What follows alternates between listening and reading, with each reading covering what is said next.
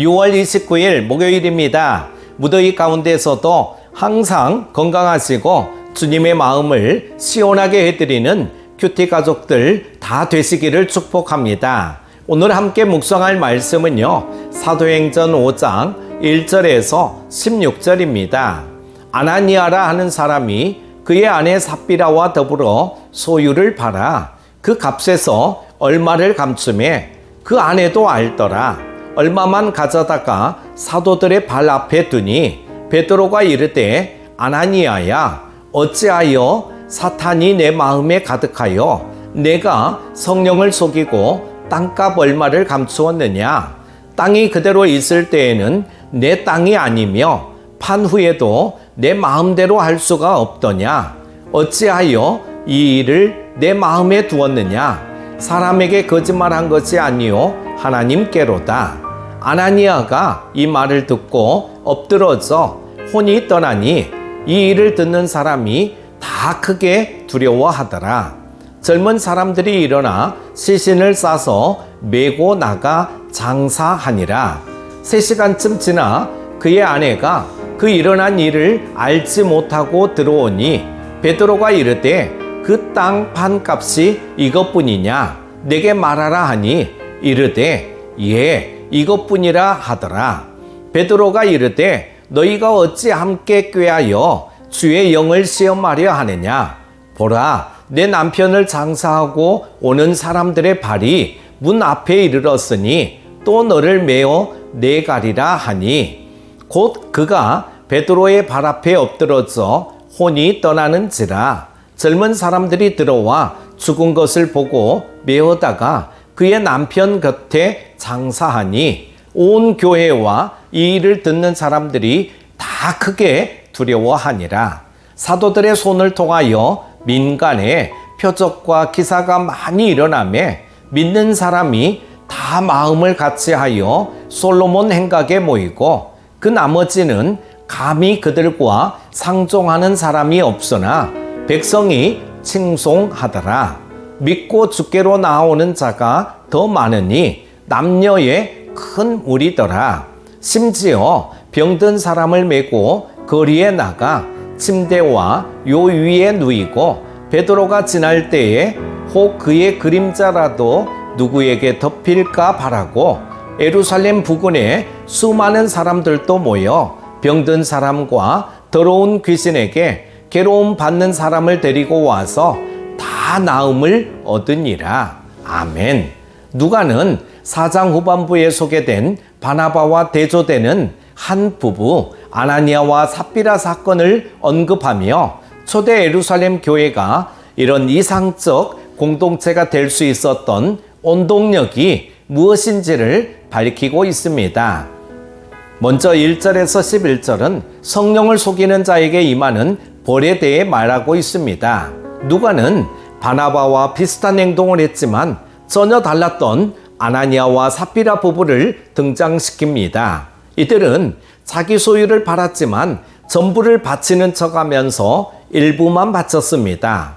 그러면서 다른 신자들로부터 인정과 존경을 받을 수 있으리라 기대했을 것입니다. 그러나 사람은 속일 수 있어도 성령님을 속일 수는 없었습니다. 베드로가 아나니아에게 그의 재산을 그의 마음대로 할 수 있었다고 말하는 것을 보면 교회가 모든 성도에게 전 재산의 헌납을 요구하지는 않았던 것을 알 수 있습니다. 그러므로 아나니아와 삽비라가 재산을 팔아 모두 바치지 않는 것이 문제가 아니라 하나님을 속인 것이 문제였습니다. 누가는 베드로의 책망을 들은 아나니아가 그 자리에서 죽음으로써 교회를 개인적 이기심을 채우는 도구로 사용하려는 죄가 얼마나 심각한 것이었는지를 밝혀줍니다. 아나니아를 뒤따라 들어온 삽비라 역시 남편과 같은 마음을 품고 있었고 주님의 영을 시험하는 죄를 지은 삽비라 역시 그 남편과 마찬가지의 운명에 처하고 말았습니다. 성경에서 이는 증인, 확실성을 상징하는 수입니다. 두 사람이 동일하게 죽임을 당한 것은 성령을 속이고 교회를 이용하려는 자는 죽임을 당하리라는 사실을 확증해 주는 역할을 했고, 이 일을 온 교회와 사람들이 듣고 두려워했습니다. 이처럼 성령의 능력은 죄와 거짓을 단호하게 물리쳤고, 초대교회는 이로 인해 이상적인 모습을 유지할 수 있었던 것입니다. 두 번째는 12절에서 16절, 성령의 능력이 세상에 드러난다라고 하는 말씀을 하고 있습니다. 베드로와 요한은 성전 미문에서 걷지 못하던 이를 치유하는 이적을 일으킨 후에 솔로몬 행각에서 사람들을 가르쳤다가 끌려가서 대제사장 앞에서 재판을 받아야 했습니다. 이런 일을 한번 당하고 나면 또다시 그런 일을 하기가 부담스럽게 마련이죠. 하지만 사도들은 두려워하지 않았고, 주님은 그들의 손을 통해 표적과 기사가 많이 일어나게 하셨습니다. 그로 인해 많은 사람이 믿고 마음을 같이하여 솔로몬 행각에 모였는데 그 수가 매우 많았습니다.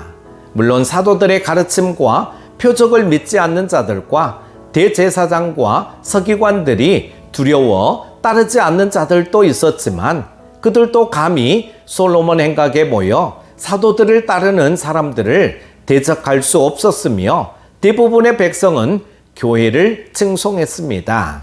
사도들 중에서도 특히 베드로는 예수님이 행하신 놀라운 일들과 유사한 일들을 행했습니다. 예수님이 갈릴리에서 그리고 예루살렘 성전에서 가르치시고 권능을 행하셨던 것과 같은 모습이 사도들에게서도 나타났던 것입니다. 비록 대제사장과 지도자들의 핍박은 여전히 있었지만 예수님의 권능은 사도들에 의해 온전히 나타나고 있었습니다. 결국 초대교회 공동체가 이상적인 모습을 갖추고 그 사역에서 열매를 맺을 수 있었던 이유는 이들이 성령의 능력에 온전히 붙잡혀 있었기 때문입니다. 분명 초대 예루살렘 교회에도 많은 저항과 한계가 있었지만 그들은 오직 성령의 능력을 의지해 복음을 전파했고, 이를 통해 이상적인 공동체를 세워나갈 수 있었습니다.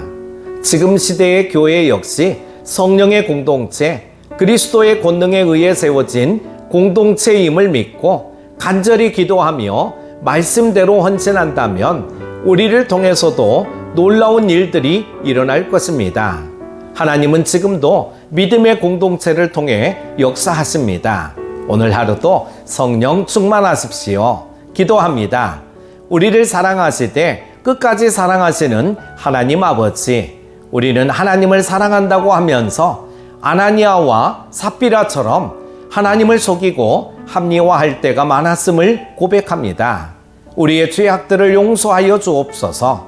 성령으로 충만하게 하사 하나님의 뜻을 분별하고 하나님이 기뻐하시는 삶을 살아가게 하여 주시기를 원합니다.